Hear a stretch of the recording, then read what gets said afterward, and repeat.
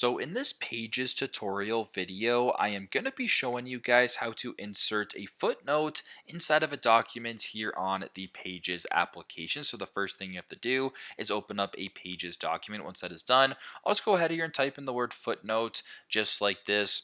Number one, just like that. Now, if you wanted to add a footnote, it's super straightforward. Go to the top to where it says insert, so right beside table, it says insert, press on insert, then go down towards this footnote right here. And if we go ahead and press on footnote, as you can tell at the very bottom of your page, I'm not sure if you guys can see this is footnote right here. I'll just type in footnote or footnote number one. Just like that. Now, if you wanted to add a new footnote, for instance, you can go to where it says footnote number two. Just like that. Same thing, go to insert, down to where it says footnote, and right where it says footnote number two, I will type in footnote number two, just like that. So you get the point, super simple, super straightforward. This is how to add footnotes inside of a document here on the Pages application. Thanks again for watching, and I hope this video helps.